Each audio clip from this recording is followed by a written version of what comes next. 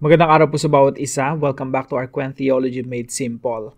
So, dito po sa ating talakayan na ito ng theology, particularly ng eschatology, gagawin lang po nating simple, mabilis maunawaan.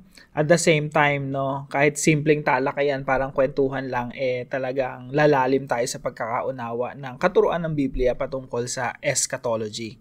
So, pag sinabi natin eschatology, pag-aaral patungkol sa hinaharap. Ano bang sinasabi ng Biblia patungkol sa future? So, yung unang session natin, tinalakay natin yung what is eschatology. Pangalawa, what are the two major views on the end times. Meron palang dalawang klase ng dalawang major na paniniwala patungkol sa end times. And actually, hindi lang sa end times, kundi sa kabuuan ng Biblia. Tinalakay natin yung covenantal and dispensational. Yung pangatlo naman, what are the five views on rapture? Yung mga Kristiyano pala, hindi lang isa yung view patungkol sa rapture. Marami palang mga views. At maganda, maging familiar tayo sa iba't ibang mga pananaw ng mga Kristiyano patungkol sa mga topics sa Bible, kagaya ng rapture. Pang-apat, tinalakay natin yung what are the three views on the second coming. So, inunawa natin ano ba yung premillennialism, amillennialism, and postmillennialism. So, nakita rin natin dito sa huli nating session na yung three views on the second coming, hindi lang pala basta pananaw yun. Merong mga practical na epekto sa ating pang-araw-araw na pamumuhay. So, what are the three views on the second coming? At ngayon po, sa session na ito, tatalakayin natin yung what is post-millennialism. And in the future, sa mga susunod na mga sessions, meron tayong 5 pa na pag-uusapan patungkol sa eschatology. So, umpisahan po natin sa review sa session na ito. Review, three views on the second coming. Ano nga po ulit yon? Una po ay premillennialism. Pangalawa, amillennialism. Pangatlo ay postmillennialism. So, ano nga ba yung premillennialism? Pag sinabi nating pre, it means before the millennium, darating si Jesus Christ. Tsaka magkakaroon ng second coming. So, ito po yung kapanahunan natin ngayon. Ang future po natin, babalik si Jesus Christ. Tapos, sa pagbabalik niya, itatatag niya yung kanyang kaharian. Okay? So, yan tinatawag nating millennial reign or literal na 1,000 taong paghahari ng Panginoong Hesukristo. So, ang premillennialism naniniwala sa literal na 1,000 paghahari ng Panginoong Hesukristo. Si Jesus will reign in the future. Ibig sabihin, si Jesus Christ, yung kaharian niya, wala pa sa ngayon, no? Though meron tayong tinatawag na already not yet. Ibang topic yon na pwede natin talakayin in the future. Malawak din na talakayan yon. Pero para sa mga premillennialist, yung paghahari ng Panginoong Hesukristo, sa future pa yan, yung millennial reign. Wala pa sa kasalukuyan. Kaya Jesus will reign in the future. And Jesus will transform the world. Pero kailan yon? Sa future pa. Now, yung amillennialism naman, naniniwala ito na naghari na si Kristo ngayon. Ito na yung millennial reign o 1,000 taon paghari ng Panginoong Hesukristo, not literal 1,000 years, because it means a long period of time. So, yan yung millennium. At the end of the millennium, Jesus Christ will come. Okay? Now, para sa mga amillennialist, yung 1,000 years reign ni Jesus Christ doon ng mga believers and si Jesus Christ doon sa Revelation chapter 20, figurative. Jesus is reigning now in heaven, no? Sa langit siya nagahari at sa puso ng mga mananampalataya, spiritual kingdom, pero wala siyang ganong significant effect dito sa mundo na matatransform yung mundo. So, yung mga amillennialists, hindi sila naniniwala na magkakaroon ng transformation of the world. So, no world transformation. Now, yung mga postmillennialist naman, sa kabilang banda, para rin silang mga amillennialist. Kaso nga lang, yung mga postmillennialist naniniwala na, very optimistic, positibo. So, at the end of the millennium, Jesus Christ will come back. Sa pagbabalik ng Panginoong Hesukristo, maganda na yung mundo. Mas maganda na kaysa dati. So, yung postmillennialism, pareho ng amil, figurative yung 1,000 years na paghari ni Kristo. It means a long period of time. Jesus is reigning now in heaven and on earth. Ang Panginoong Jesucristo hindi lang sa langit naghahari siya sa lahat, maging dito sa lupa. At yung paghahari niya merong significant effect. Ibig sabihin, magkakaroon ng transformation of the world kasi yung kaharian ng Panginoong Jesucristo ay lumalaganap. It started small, parang mustard seed, lumalaganap at sinasakop ang mga kaharian ng tao. So that's post-millennialism. Ito po yung tatalakayin natin for this session. So para po mas malinaw, yung post-mill, siya yung optimistic sa lahat. Ibig sabihin, naniniwala to na yung lahat ng mga bansa sa mundo, lahat ng mga ethnic groups ay madi-disciple, magiging follower ni Jesus Christ. Yung majority of the world's population will become Christians. So, very optimistic. Naniniwala ito na yung kaharian ng Panginoong Jesucristo ay naririto na, the kingdom of God, naririto na, present kingdom, kagaya ng Amil. At etong present kingdom na ito ay merong magdudulot ng transformation of the world. Kumbaga, merong epekto na maganda dito sa mundo.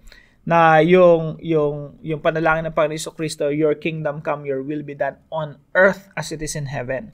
Ibig sabihin, yung kalooban ng Diyos na maganda, mangyayari dito sa lupa. Ibig sabihin, paganda ng paganda yung mundo. So, kung i-define natin yung postmillennialism naniniwala sa present kingdom that will cause the transformation of the world. Okay? Hindi siya kagaya ng pre-mill na future yung kingdom kasi naniniwala ang post-mill sa present. Hindi rin kagaya ng amil na hindi naniniwala na mababago yung mundo. Ang post-mill naniniwala mababago yung mundo. So, ang post-mill optimistic, hindi siya pessimistic. Pero lahat ng mga views na ito ay naniniwala sa second coming of Jesus Christ at millennial reign of Jesus Christ. So, tatalakay natin yung post-mill. Simple definition ng post-mill, the present kingdom transforms the world. Okay? So, review lang po yun, yung mga nauna. So, dito tatalakay na po natin yung postmillennialism. So, ito po yung simple definition ng postmillennialism. The present kingdom transforms the world. Present kingdom, kasi hindi to kagaya ng premillennialism na yung kingdom future pa. The present kingdom transforms the world. Na yung post-mill, naniniwala sa sinasabi ng amil na walang transformation of the world. No? Kaya ito yung simple definition natin ng postmillennialism. The present kingdom of God transforms the world. Now, paano po ba tinitingnan ng mga postmillennialist yung kabuuan ng Biblia? Tingnan po natin.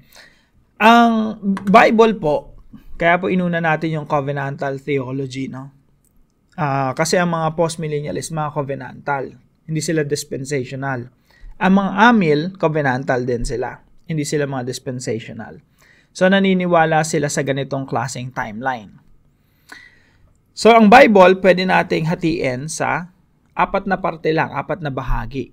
Hindi kagaya ng, 7 dispensations ng mga dispensationalist. So, yung postmillennialism, naniniwala ito sa ganitong klaseng timeline para tong amillennialist. Hindi kagaya ito ng dispensationalist na hinahati yung Biblia sa 7. Yung postmillennialism, naniniwala sa pagkakahati-hati ng Biblia. Actually, hindi pagkakahati-hati, isang buong istorya na tuloy-tuloy na merong 4 na bahagi. Ano po yung unang bahagi? Creation. Lumikha ang Diyos ng napakagandang creation. Perfect. At ang problema, nahulog ito sa kasalanan, kaya nagkaroon ng redemption.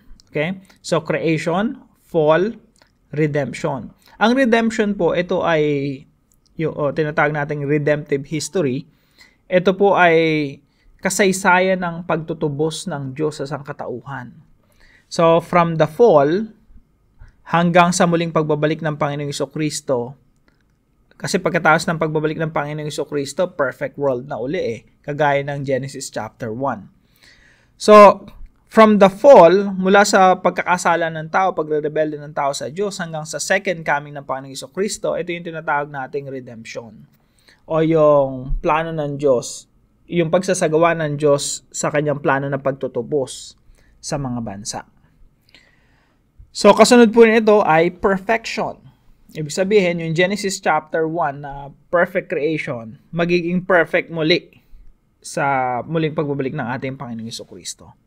So, para sa mga post-millennialist, 4 na bahagi lang yung Biblia. Isang buong istorya na hindi putol-putol, kundi isang dire-diretso na creation, fall, redemption, and perfection. Hindi siya kagaya ng dispensationalist na parang putol-putol, 7 dispensations. Now, yung redemption po, pwede rin nating hatiin yan sa 4 pa. No, 4 na bahagi. Una, promise of redemption. Yung pangako ng Diyos na darating yung Redeemer, ang Panginoong Jesucristo.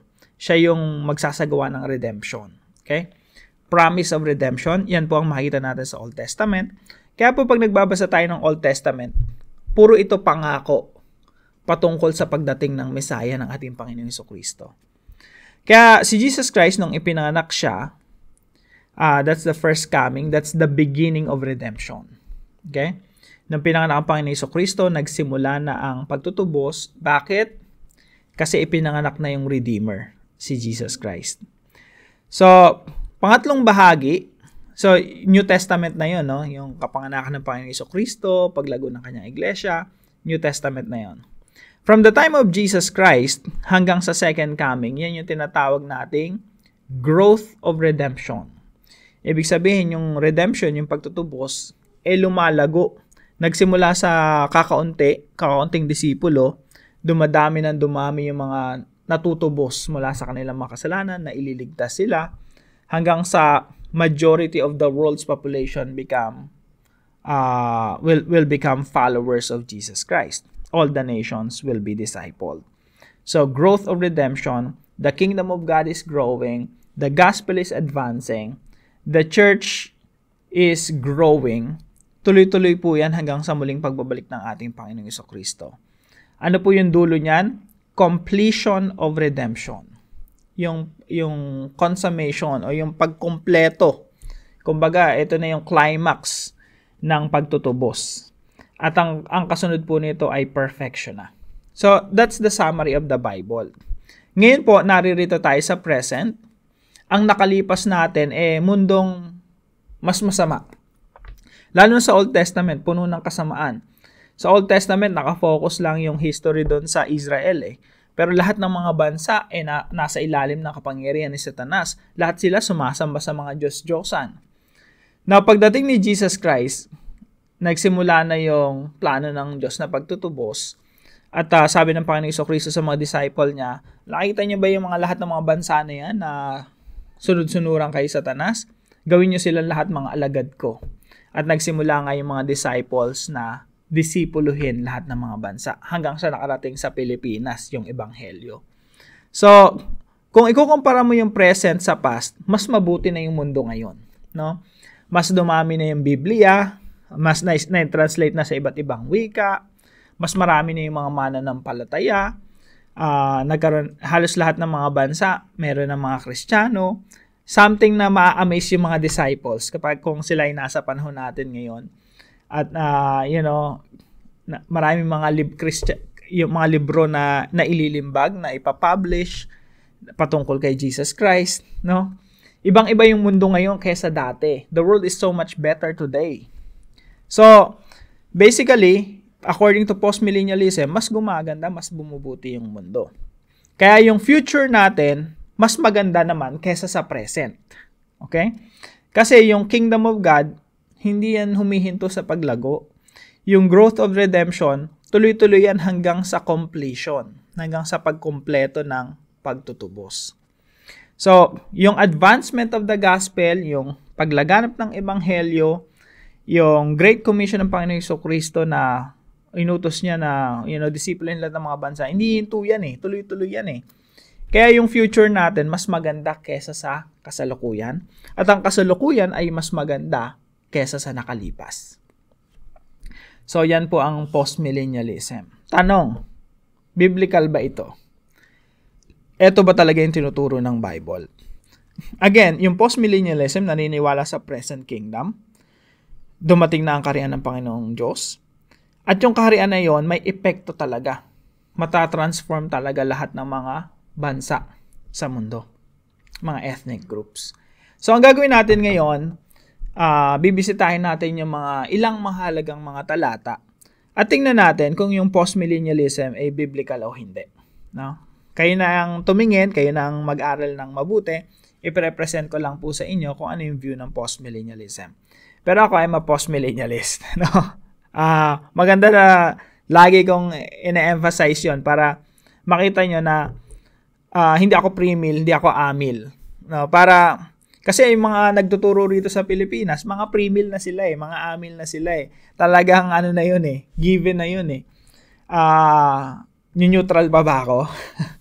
kaya hindi ako nag-neutral na parang okay, present ko sa inyo yung tatlong views, bahala kayong pumili. Hindi ganon. Pre-present ko sa inyo yung view ko, yung postmillennialism, na makikita nyo talaga na yun talaga yung emphasize ko. No? Talagang honest, no? Postmillennialist ako, and I'm presenting this to you. Kayo tumingin, pag-aralan nyo yung Biblia. Tingnan nyo kung saan kayo mako-convince. So, umpisa natin sa isang propesiya sa Bible. Isaiah chapter 9, verse 6 and 7. Now, sabi po rito, "For to us a child is born, to us a son is given." So, saan po ito patungkol? Patungkol po ito sa kapanganakan ng ating Panginoong Jesucristo. Mahalaga po yon. Patungkol ito sa kapanganakan ng Panginoong Jesucristo. Kaya po tuwing Christmas, majority ng mga preachings, Isaiah chapter 9 verse 6. No? For to us a child is born. Ang isang bata ay ipapanganak. Ang isang lalaki, for to us a son is given. Ibibigay siya ng Diyos Ama sa atin. Now, ibig sabihin, dito nangyari yon. Hindi ito future natin. Ito ay nakalipas na kapanganakan ng Panginoong Jesucristo ang tinutukoy. Kaya lahat ng mga talata na sumusunod rito, patungkol talaga sa kapanganakan ni Jesus Christ. Tingnan po natin "For to us a child is born, to us a son is given, and the government," ayan naman pala meron palang pamamahala na iaatang sa balikat ng Panginoong Jesucristo. Kailan daw? Nung pinanganak siya. First coming. So, "And the government will be on his shoulders, and he will be called Wonderful Counselor, Mighty God, Everlasting Father." It means King. Kasi yung Father is King para sa kanila, no? Sa kultura nila. Yung King, Father of the land. So, Prince of Peace. Kaya ko pala sinabi yung kasi marami na ako confuse Ibig sabihin ba si God the Father, si Jesus din yon para tayong oneness? Hindi po ganun yung ibig sabihin niyan. Prince of Peace. Ibig sabihin, prinsipe ng kapayapaan. "Of the greatness of His government and peace, there will be no end." Sa ibang translation, of the abundance, of the increase. Ibig sabihin, yung kasaganaan ng kanyang pamamahala, yung paglaganap ng kanyang pamamahala at kapayapaan, hindi magwawakas. Ibig sabihin, pagkapanganak niya, yung gobyerno niya, mananagana yun. Of the increase of His government and peace, there will be no end. At walang katapusan yun. "He will reign on David's throne." Mga kapatid, tanong. Ito ba ay, yung paghari ba ng Panginoong Jesucristo, sa future pa ba ito? O nagsimula na ng pinanganak siya? Kasi sabi rito, "For to us a child is born." Pang Christmas nga ito "To us a son is given. He will reign on David's throne." Ibig sabihin, yung paghahari ng Panginoong Jesucristo, nagsimula na. Sa panahon pa lang ito ni Jesus Christ, first coming. Nagsimula na at tuloy-tuloy ito. So, tingin ko, tama yung chart natin. Diba? He will reign. Pinanganak si Jesus Christ, and sabi rito, "He will reign on David's throne and over His kingdom, establishing and upholding it with justice and righteousness from that time on." Simula daw kailan? Sa kapanganakan niya. Maghahari si Jesus Christ simula sa panahon niya, first coming, from the time on, and forever. Kaya po ang paghahari ng Panginoong Jesucristo, hindi yan 1,000 years lang. Forever yan. Hindi natin pwedeng lagyan ng limit yung paghahari ng Panginoong Jesucristo. Sabi dito, from that time on, simula ng pagkapanganak niya, naghari na siya, and forever. Sa totoo lang talaga, wala pong makikita sa Bible na si Jesus Christ maghari na 1,000 taon. Kahit usisain mong mabuti yung Revelation chapter 20, walang sinabi ron si Kristo yung maghahari ng 1,000 taon. So sabi dito, from that time on and forever. Kasi po ang paghari ng Panginoon Jesucristo, pang walang hanggan. Okay? The zeal of the Lord Almighty will accomplish this. Paano mo daw malalaman? Masisiguro na mangyayari ito? Yung Diyos mismo ang mag-a-accomplish nito. So, isang talata pa lang, malinaw na agad na yung kaharian ng Panginoon Jesucristo nagsimula na nung pinanganak siya. So, totoo yan, present kingdom. Okay? Mali agad yung premillennialism. Paano may interpret ito na future? Sabi nga dito, for to us a child is born. Ibig sabihin, ng pinanganak si Jesus Christ, nakalipas na natin, nagsimula na yung paghahari ng Panginoon Jesucristo. At yung millennial reign, o yung 1,000 years na sinasabi nila, no, na literal na 1,000 taon, baka naman dapat i-interpret yun na figurative. Ibig sabihin, it means a long period of time. Hindi yun, 1,000 years lang na literal. A long period of time until the coming of the Lord Jesus Christ. So, a long period of time, pero wala pa rin siyang katapusan. Kasi ang tinutukoy lang naman, until the coming of the Lord Jesus Christ. Yun naman yung usapan sa postmillennialism. Now, let's go to another text. And by the way, marami akong talata as I've said, no? Marami akong mga talata na hindi sa isinama rito. Kagaya ng pag-uusap ni Pilato at ni Jesus Christ. At ang usapan doon, si Jesus Christ pinaparatangan siya na King of the Jews. Kaya gusto siyang ipapako sa krus ng mga Hudyo. Sabi ni Jesus Christ kay Pilato, for this reason I was born. Ibig sabihin, nung pinanganak siya, yan yung kadahilan kung ba't siya pinanganak, upang maghari. Kaya ang conclusion ni Pilato sa kanya, so you're a king then. Diba? Ibig sabihin, yung paghahari ng Panginoong Jesucristo, nagsimula na. Imposible na si Jesus Christ, king, tapos wala pa pala yung kingdom sa future pa. Hindi pa pala na-establish.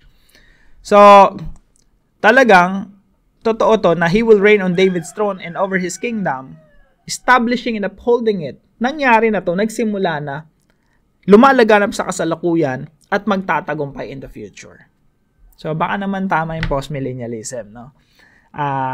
Tingnan natin, isang talata pa lang yan. Pangalawang talata, Daniel chapter 7, 13 and 14. Ito po si Daniel, nakita niya yung mangyari sa future, sa hinaharap. Ang nakikita niya rito, yung ascension. Si Jesus Christ po kasi namatay siya, inilibing, muling nabuhay, at umakyat sa langit. Nung umakyat siya sa langit, yun yung nakita ni Daniel, Prophet Daniel, in advance. Yung pag-akyat niya sa langit. Kaya sabi dito, in my vision at night, I look, and there before me was one like a son of man. Nakita niya yung si Jesus Christ, yung mangyayari kay Jesus Christ in the future pag umakyat siya sa langit. Yung alam niyo po sa Book of Acts, umakyat siya sa langit, di ba? Tapos, tinakloban na siya ng ulap, tapos hindi na siya nakita ng mga disciple. Si Prophet Daniel, nakita niya yung nangyari na yun, pangyayari na yun, hanggang sa si Jesus Christ bumalik sa Diyos Ama. So sabi dito, in my vision at night, I looked and there before me was one, like a son of man, coming with the clouds of heaven. He approached God the Father, the Ancient of Days, and was led into His presence. So, parang may parada to eh. Just imagine this, no? Merong grand coronation. Si Jesus Christ pumunta dun sa throne room of God. Tapos, He was led by angels. Palapit kay God the Father. Parang isang parada ng tagumpay ng Panginoon Jesucristo. Si Jesus Christ kasi sinugo ng Diyos Ama dito sa lupa. Napagtagumpayan niya yung mission. Kaya nung pagbalik niya, He was led by angels into the presence of God. At merong grand coronation. Si Jesus Christ maghahari talaga sa lahat ng mga bansa. Kaya sabi dito sa verse 14, He was given authority. Teka lang, masyadong solid yata to, no? He was given authority, glory, and sovereign power. All nations and peoples of every language worship Him. All nations and peoples of every language worship Him. Nakita ni Daniel in advance kung ano yung mangyayari. Kasi si Daniel, sobrang panahon pa ng mga Babylonians yun eh. Nakita niya si Jesus Christ, yung umakyat siya sa langit, sa Diyos Ama, na binigyan siya ng authority, glory, and power. Nakita niya rin all nations and peoples of every language worship Him. His dominion is an everlasting dominion that will not pass away, and His kingdom is one that will never be destroyed. Amen and amen. Ibig sabihin yung kaharian ng Panginoon Kristo, hindi kayang lupigin, hindi kayang talunin. Si Jesus Christ naghahari na. At ang trono niya nandun sa langit. Ang paghahari niya from heaven on earth. Makikita niyo po ito. Sabi naman ng mga amillennialist, kita mo sa langit siya naghahari. Sabi dito, all authority was given to Him. Pero nasa heaven siya. Teka muna, bago umakyat si Jesus Christ, anong sabi niya sa mga disciples? All authority in heaven and on earth has been given to me. So yung authority niya hindi lang nasa langit, nandito rin sa lupa. So, Daniel 7:13 and 14, present kingdom. Merong transformation of the world. Sabi dito, all nations and peoples of every language worship Him. Kailan ito nagsimula? Ascension. Pag-akyat ni Jesus sa langit, binigay sa kanyang authority, glory, and power. Tapos ang resulta nun, all nations, peoples of every language worship Him. Kasama po tayong mga Pilipino yan na nagsasalita ng Tagalog, Bisaya, Cebuano, Waray, no? Peoples of every language worship Him. Sunod na talata. Tingnan po natin. Daniel chapter 2 verse 35 and 36. Si Daniel pa rin ito, nakikita niya pa rin yung future. At ang kausap niya po rito si Haring Nebuchadnezzar. Si Haring Nebuchadnezzar meron siyang panaginip. Yung panaginip niya merong estatwa. Sabi ni Daniel, ito yung interpretation yan. Mahal na hari yung gold kayo yan, Babylon. Silver, Medo-Persian. Bronze, Alexander the Great, yung Greece. Tapos yung sunod, Roman Empire. Sumunod doon, merong isang bato na nagwasak sa mga kaharian na yon. At yun yung Kingdom of God. Kailan pinanganak si Jesus Christ? Panahon ng Roman Empire, yung Fourth Kingdom. Kaya sabi dito, while you were watching, a rock was cut out, but not by human hands. It struck the statue on its feet of iron and clay and smashed them. Then the iron, the clay, the bronze, and the silver, and the gold were all broken to pieces and became like chaff on the threshing floor in the summer. The wind swept them away without leaving a trace. Listen to this, mga kapatid. But the rock, Jesus Christ, the kingdom of God, but the rock that struck the statue became a huge mountain and filled the whole earth. Tanong, rock. Ano nangyari sa rock? Jesus Christ is the rock. Siya yung pinuno, siya yung king of the kingdom. Dumating siya, it struck the statue, winasak niya yung mga kaharian ng mga tao. At yung rock na yon, yung kingdom na yon, it became a huge mountain. Anong kasunod? And filled the whole earth. Tanong, kailan po nagsimula ito? Sa time ni Jesus Christ, nung pinanganak siya sa panahon ng Roman Empire. Siya yung rock that struck the statue. Si Jesus Christ, naging malaking bundok. Ano yung malaking bundok na yon? That's the church, the body of Christ. Anong kasunod nun? That huge mountain filled the whole earth. So, ano mangyayari? Lalaganap talaga. Yung church, talagang aabante, dadami ng dadami, pupunuin talaga yung buong mundo. So, yung kingdom of God, sa panahon ni Jesus Christ, nagsimula na, tayo, we belong to the kingdom of God. Ang gagawin pala natin, isa-saturate natin yung buong mundo. Tanong, tama ba yung chart natin? Merong growth of redemption, growth of the kingdom of God, advancement of the gospel, fulfillment of the Great Commission. Di ba? Pag binasa mo to Daniel chapter 2, 35 to 36, bibigyan ka nito ng pag-asa na pupunuin talaga ng kaharian ng Diyos itong mundong ito. But the rock that struck the statue became a huge mountain and filled the whole earth.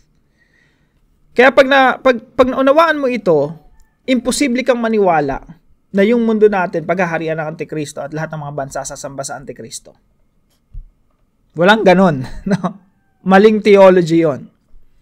Imbis na Antikristo ang paniwalaan mong maghahari sa mundo, bakit hindi mo paniwalaan yung malinaw na sinasabi ng mga talatang ito? Na si Jesus Christ, the rock that struck the statue, became a huge mountain and filled the whole earth. Yung kaharian ng Diyos talaga mamamayagpag dito sa mundo. At yung mundo natin pabuti ng pabuti. Kaya ngayon at present time, pag tingnan natin yung past, the present is so much better than the past. Kaya yung future natin is so much better than the present. Bakit? Yung mundo natin paayos ng paayos, inaayos ng Diyos. Why? Because God is our Redeemer God. Ang Diyos natin, sometimes He destroys. No? Pero ang laging sinasabi ng Bible, our God is our Redeemer God. Manunubos siya. Kung yung Diyos natin is just, simply a destroyer, sana nung nagkasala yung tao, ginunaw niya na lahat, pinalitan niya na lang bago. Pero hindi eh. Lagi siyang nagsisimula ng panibago. Nag-start uli siya kay Noah. Merong covenant of preservation. Preserve niya yung creation for redemption. Bakit anong plano ng Diyos? Tubusin yung lahat ng mga bansa, ipailalim sa paghahari ng Panginoong Jesucristo. Mapabilang sa kaharian ng Diyos. Another text, Isaiah chapter 2 verse 4. Kung nakita niyo yung the rock became a huge mountain and filled the whole earth. Yung mountain kasi na yun ang interpretation ng church yun eh. Body of Christ, the people of God. Kaya dito sa Isaiah chapter 2, maganda po itong mga talatang ito kasi continuation ito ng kay Prophet Daniel. At tatalakay natin ito sa susunod na isa kasing mahabang talatang ito. Patungkol ito sa mountain of the Lord. So dito sa Isaiah chapter 2 verse 4, sabi dito, si Jesus Christ daw, He will judge between the nations and will settle disputes for many peoples. They will beat their swords into plowshares and their spears into pruning hooks. Nation will not take up sword against nation, nor will they train war anymore. So ito po ay consistent po ito sa Isaiah chapter 9 verse 6. Of the increase of His government and peace there shall be no end. Yung paglaganap, yung kasaganaan ng kanyang pamamahala at ng kanyang kapayapaan ay patuloy na mananagana. It will continue to increase and it will have no end. Wala itong katapusan. So sabi rito, during this period, yung growth of redemption, kingdom of God, si Jesus Christ na naghahari sa langit, meron talagang real effect dito sa mundo. Sabi dito, He will judge between the nations and will settle disputes for many peoples. Hindi mo nga lang siya makikita na literally nandyan sa harapan mo. Siya yung judge between the nations. Visibly nakikita mo. And will settle dispute for many peoples. Kasi po, itong Isaiah chapter 2, ito yung tumutukoy ito sa paglaganap ng the mountain of the Lord. Yung mountain of the Lord na yon, we belong to the kingdom of God. We belong to the rock. We belong to the mountain of the Lord. Tayo, alam natin si Jesus Christ, siya yung hari natin. Kaya pag yung majority of the world's population become followers of Jesus Christ, talagang magaganap to eh. He will judge between the nations and will settle disputes for many peoples. Kaya habang lumalago yung redemption, habang lumalaganap yung kaharian ng Diyos, habang dumadami yung mga Kristiyano, pabawas ng pabawas at pakonti rin ng pakonti yung gera. They will beat their swords into plowshares. Yung kanilang mga espada, gagawin na lang nila ng mga kagamitang pangsaka. And their spears into pruning hooks. So ipaprioritize nila, imbis na gera, ang ipaprioritize ekonomiya. Actually, yan ang makikita nyo sa kasalukuyan eh. Dahil sa globalization, ginagamit ng Diyos yan eh, globalization. Yung mga bansa sa mundo interconnected.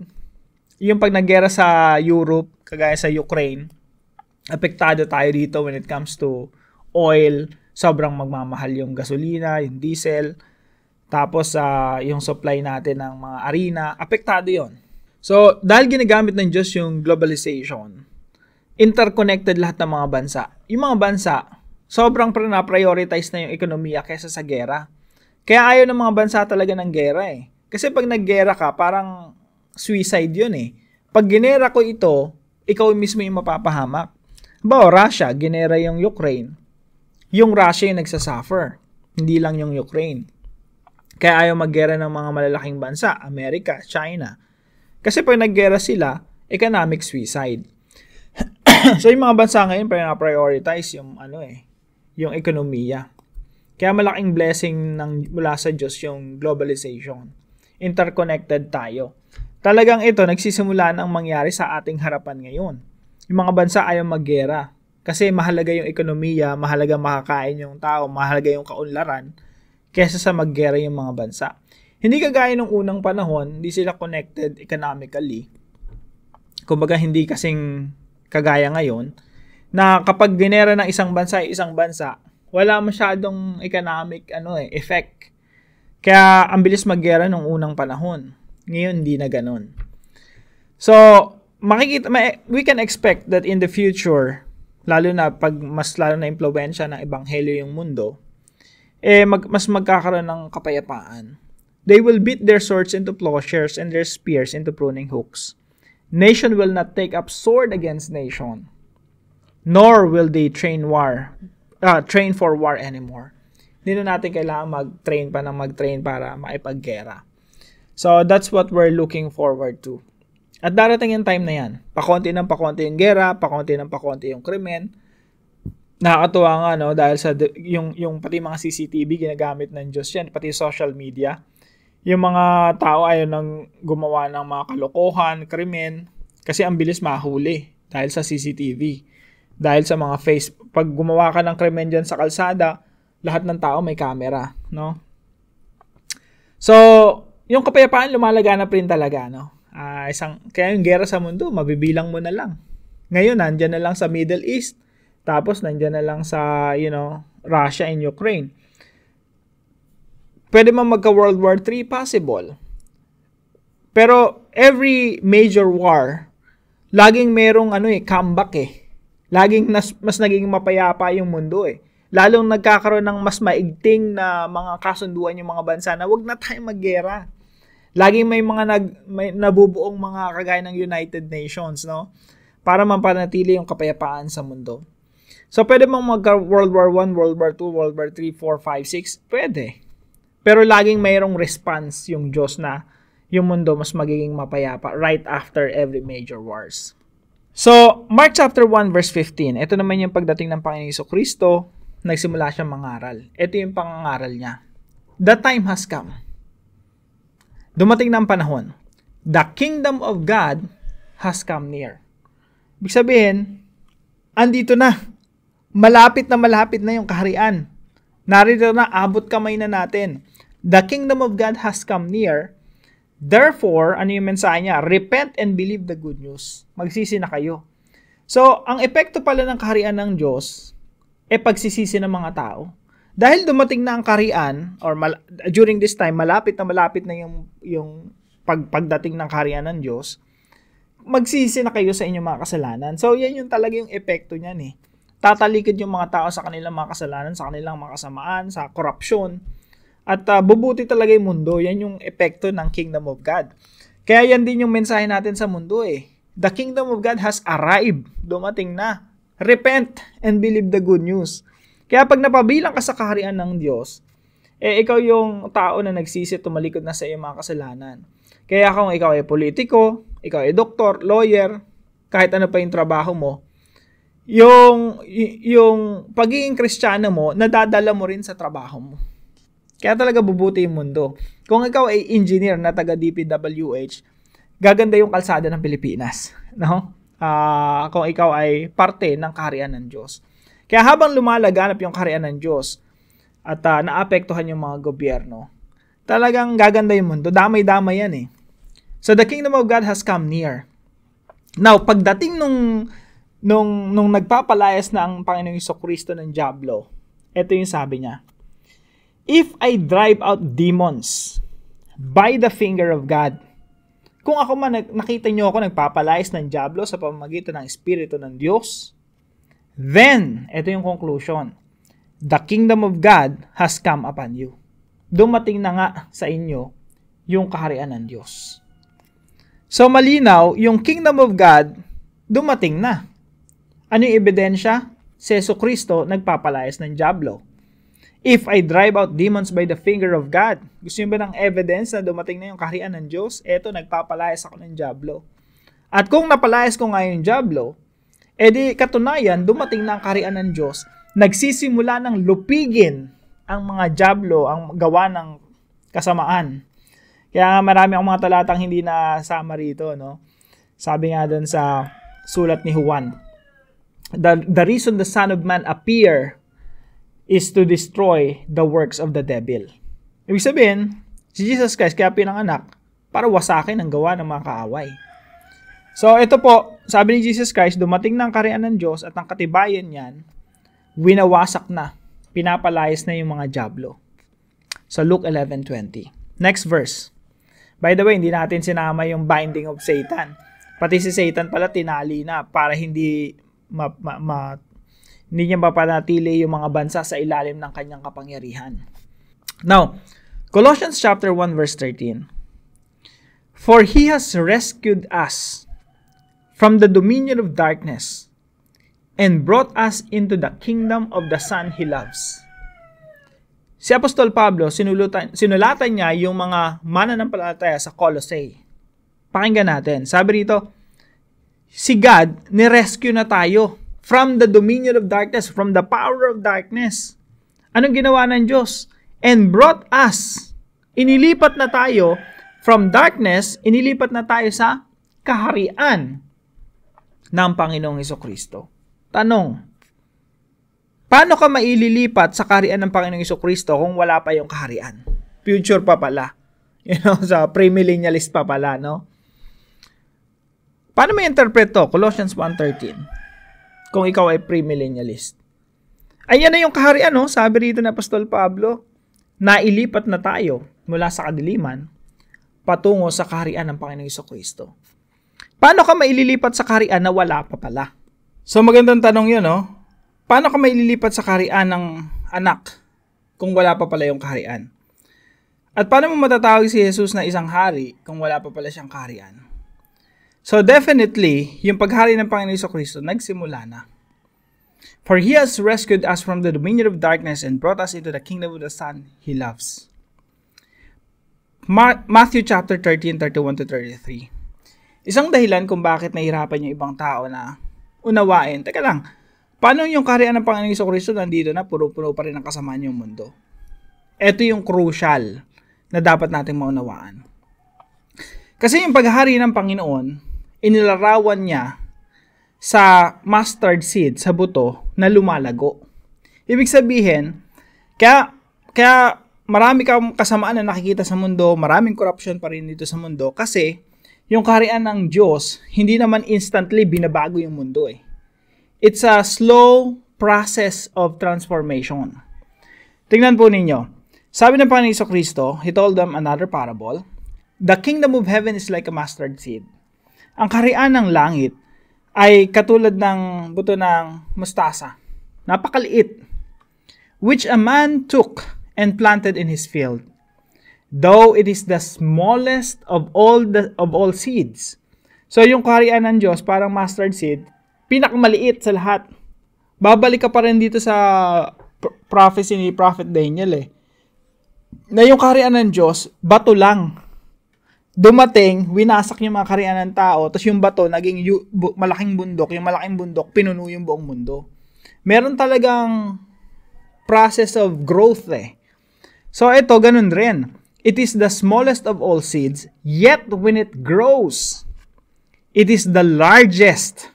From smallest to largest, from rock to mountain that fills the whole earth.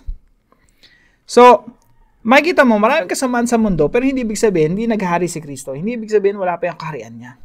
Hindi ibig sabihin, walang authority si Jesus Christ sa mga bansa. Hindi ibig sabihin, si Satanas pa rin yung, kasi maraming mga Kristiyano naniniwala si Satanas yung naghahari dito sa mundo. Hindi na po si Satanas ang naghahari sa mundo, si Jesus na. Sabi niya, all authority in heaven and on earth has been given to me. Ibig sabihin, walang authority si Satanas. Si Jesus na yung may authority. At yung kaharian niya, lumalago na dito sa mundo. When it grows, it is the largest of garden plants and becomes a tree, so that the birds come and perch in its branches. Maganda po yan kung yan lang mismo tatalakayin natin, pang isang oras po yan. Pero makita niyo po rito, smallest of all seeds, smallest, and then naging largest, and then it becomes a tree. So parang panahon pa rin ni Daniel, no? Rock, huge mountain that fills the whole earth. Now, kung hindi pa natin na-gets yung growth of the kingdom, inulit pa ni Jesus Christ sa verse 33. Sabi niya, He told them still another parable. The kingdom of heaven is like yeast. Yung yeast, ano po yan inihahalo yan sa harina. That a woman took and mixed into about 60 pounds of flour until it worked all through the dough. Ano po ibig sabihin nito? Sabi ni Jesus Christ, yung kaharian niya, para itong pampaalsa ng tinapay, na inihalo, hindi mo makita. Kasi yung pampaalsa, konting-konti lang yan Nagmamasa ako ng tinapay, gumagawa ako ng pandesal, I know that. No, konting-konti ng yeast, ihalo mo sa minasa, tapos hindi mo, invisible yun, hindi mo makita Pero, sa kahuli-hulihan, nakita mo, later on, makikita mo, na-impluensya niya yung buong minasang tinapay. Napaalsa niya yung buong minasang tinapay. Yan yung kaharian ng langit, sabi ng Panginoong Jesucristo. So, meron talagang influence. May impluensya niya talaga yung buong mundo. Meron talagang growth. Nagsimula sa maliit hanggang sa lumaki ng lumaki at merong impluensya dito sa mundo. Hindi pwedeng nagtanim ng seed, yung kingdom na itanim na dito, tapos walang epekto sa mundo. Talagang the present kingdom transforms the world. Meron talagang transformation of the world na mangyayari. Tingnan natin yung sunod na talata. 1 Corinthians 15:24-26. Sabi na Apostol Pablo, then the end will come. Maraming mga post-millennialists, ine-interpret yan dito sa muling pagbabalik ng ating Panginoong Jesucristo. So, sa kanyang pagbabalik, that's the end of fallen human history. When He hands over the kingdom to God, ibig sabihin, isa-surrender ni Jesus Christ yung kaharian, pabalik sa Diyos Ama, to God the Father after. Again, crucial po ito, yung salitang after. Ibig sabihin, sa muling pagbabalik ng Panginoon Jesucristo, isasauli niya na yung kaharian sa Diyos so that God may be all in all. Kailan po yun? After. After He has destroyed all dominion, authority, and power. So si Jesus Christ po, naghahari na sa langit ngayon. Babalik siya, second coming, or final coming of Jesus Christ. Pag sa pagbabalik niya, tuluyan niyang malulupig lahat ng kanyang mga kaaway. Kaya, tinan niyo yung chart natin, Sabi rito, after He has destroyed, ibig sabihin, wawasakin niya muna, tatalunin niya muna lahat ng kanyang mga kalaban. And after that, ibibigay niya na uli sa Diyos Ama yung kaharian. Sabi dito, when He hands over the kingdom to God the Father after He has destroyed all dominion, authority, and power. For He must reign, si Jesus Christ naghari na ngayon, until, so si Jesus Christ umakyat sa langit, naghari na ngayon, until, sabi dito, He has put all His enemies under His feet. Ibig sabihin, yung from the first coming to the second coming, yung mga kaaway ng Panginoong Jesucristo, ipinapailalim na sa kanyang kapangyarihan. Until He has put all His enemies under His feet. The last enemy to be destroyed is death. Sabi dito, the last enemy to be destroyed is death. Ibig sabihin, sa muling pagbabalik ng Panginoong Jesucristo, hindi pa lang sabi ng iba, pagbabalik ni Jesus Christ, doon pa lang talaga magkakaroon ng kaayusan. Hindi po, ang sabi rito, wawasakin niya muna tatalunin niya muna lahat ng kanyang mga kaaway, ipapailalim sa kanyang mga paa. Kasi sa muling pagbabalik niya, yung kaisa-isahan na lang yung tatalunin, si kamatayan, or yung kamatayan. The last enemy to be destroyed is death. Ibig sabihin, yung mundo natin, paayos ng paayos, pabuti ng pabuti, hanggang sa dumating yung panahon na isa na lang talaga yung kulang. Lord, dumating ka na, please. Kailangan namin ng sagot sa kamatayan. Namamatay pa rin yung tao. Please, come. The final enemy to be defeated is death. Kasi sa muling pagbabalik ng Panginoong Jesucristo, magkakaroon ng resurrection. Magkakaroon tayo ng bagong katawan. Si Jesus lang ang makakagawa nun at the second coming, sa muling pagbabalik niya. And for now, si Jesus Christ pa rin yung bumabago dito sa mundo at ginagamit niya yung church, the body of Christ. Kaya nga tinatawag na body of Christ kasi tinutuloy natin yung sinimula ng ating Panginoong Jesucristo at tayo pinananahanan ng Santong Espiritu upang maisagawa natin yung mga bagay na ipinapagawa ng Diyos sa atin. Again, sabi ng Diyos sa atin, sabi ng Biblia na we are salt and light of the world. Meron talagang influence yung church, meron talagang significant effect yung church, yung kingdom of God dito sa mundo. Salt, influence yun eh. Light, influence din yun eh. Kung may darkness, binuksan mo yung ilaw, ano nangyari sa darkness? Natatalo. Sabi ng Biblia, we are salt and light of the world. Ibig sabihin talaga, may ipapanalo natin yung laban, may impluwensya natin yung mundo, para tayong yeast, para tayong pampaalsa ng tinapay, may impluwensyahan talaga yung mundo, para tayong mustard seed, nagsimula sa maliit pero magiging from smallest to largest. Tayo yung kingdom of God na, si Jesus Christ yung founder natin, siya yung rock, and then naging huge mountain, yun yung body of Christ and fills the whole earth, napupuno sa buong mundo.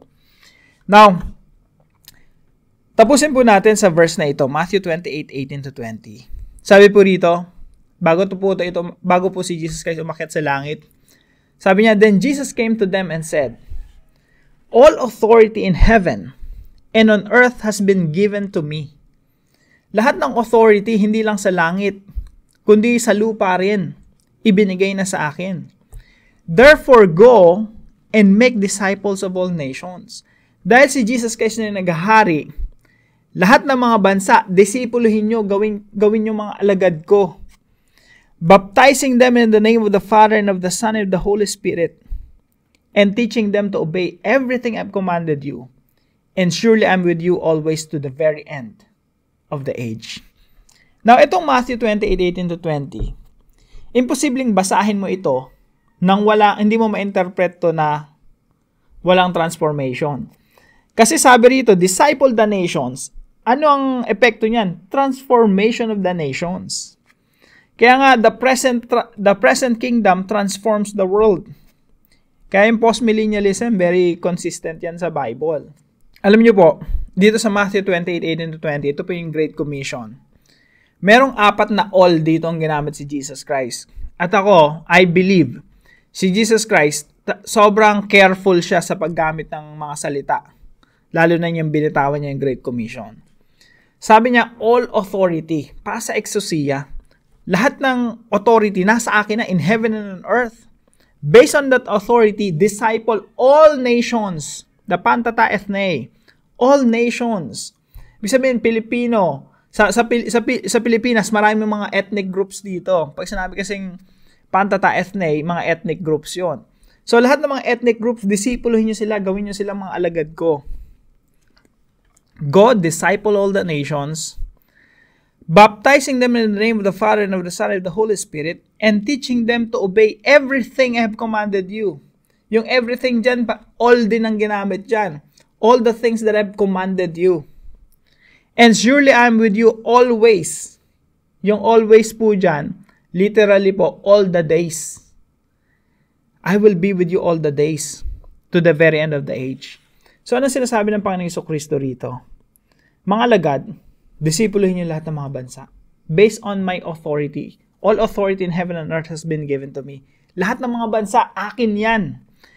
Alam niyo po, si Satanas, nung mga panahon na yung lahat ng mga bansa nasa ilalim ng authority niya, anong sabi niya kay Jesus Christ? Tinukso niya si Jesus Christ. Sabi niya, Jesus, sambahin mo lang ako, load ka sa akin. Bibigay ko sa iyo lahat ng mga bansa.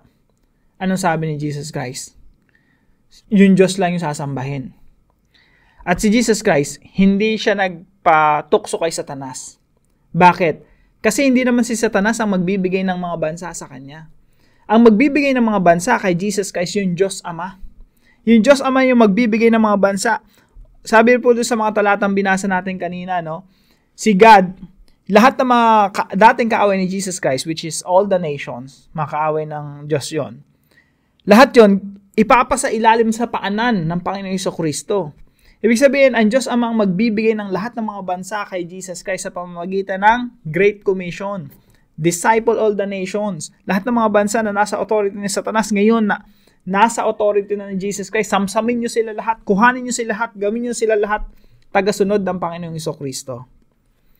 So, go and make disciples of all nations, baptizing them in the name of the Father and of the Son and of the Holy Spirit, and teaching them to obey all the things that I've commanded you.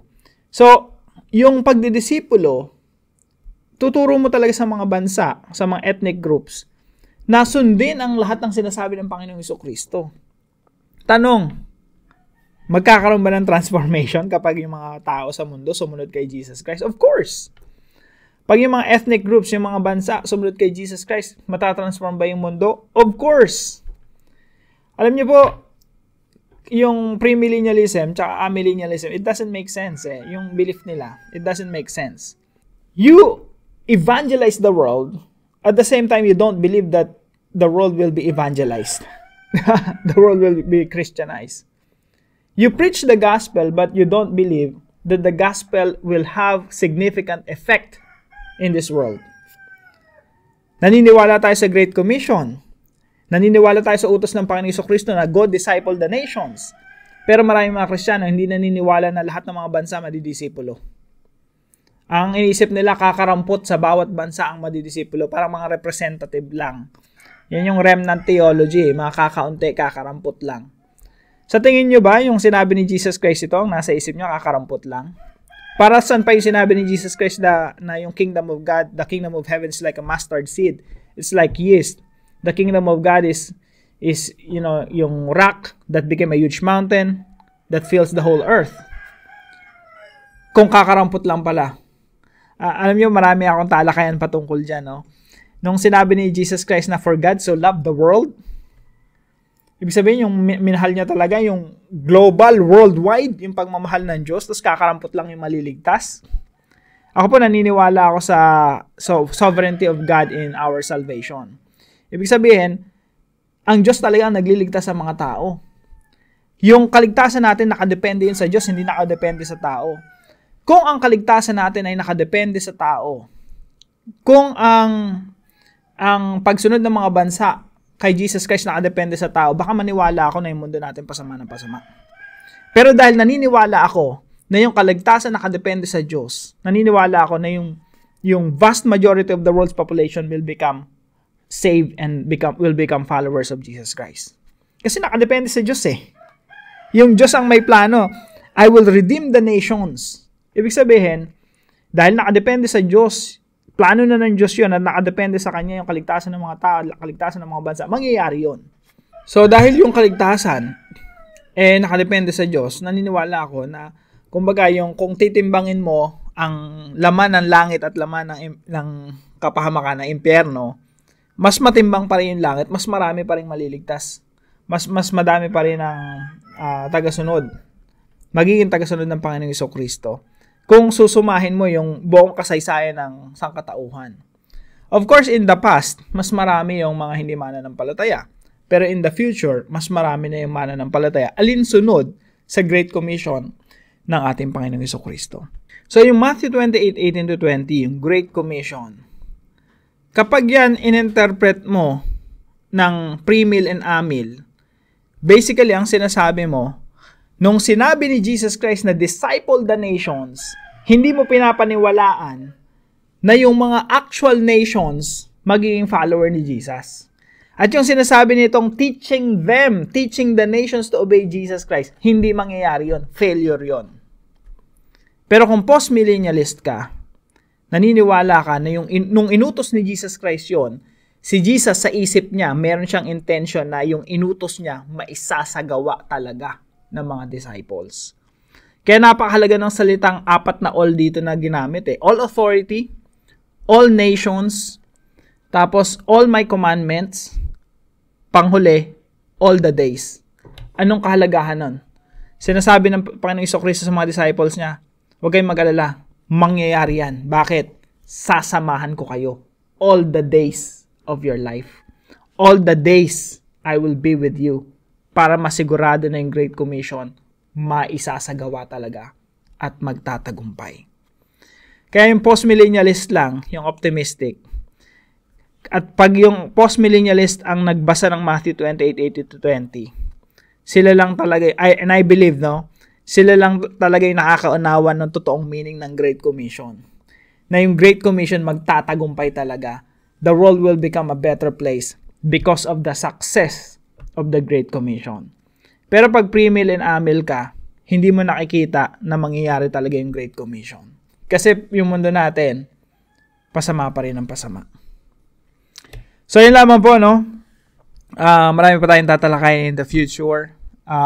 Pero ito yung summary ng postmillennialism at marami pa tayong matututunan dyan. Napakagandang theology niyan. And I hope mayakapin ulit ng mga Kristiyano ito. Dating paniniwala ng mga Puritans, ng mga naunang Kristiyano sa atin. I hope ma-ignite sa ating puso't isipan na lahat ng ginagawa natin, kung ikaw ay nagtatrabaho sa gobyerno, kung meron ka mang kabutihang sinisimulan na ginagawa doon, ginagamit ka ng Diyos doon, sa kahuli-hulihan, makikita mo na kabutihan pa rin ang nagtagumpay laban sa kasamaan. Yan po yung essence ng Great Commission. We're teaching the nations to become followers of Jesus Christ. At kung yun nga ang future, lahat ng ginagawa nating kabutihan, sakripisyo at paglilingkod sa Panginoon at present, in our present time, magiging mas makabuluhan in the future. Bakit po? Kasi yung gagawin natin ngayon, magiging pundasyon sa susunod na henerasyon upang ang mundo na ito ay mas maging mabuti para sa kapurihan ng ating Diyos. So yun lamang po, pagpalain ka ng ating Panginoon. Magkita po tayo sa susunod na ating session. Number 6 na po tayo. What are the 4 views on the book of Revelation? So abangan niyo po yan. God bless po sa inyong lahat. Pagpalain ka ng ating Panginoon. See you po in our next post.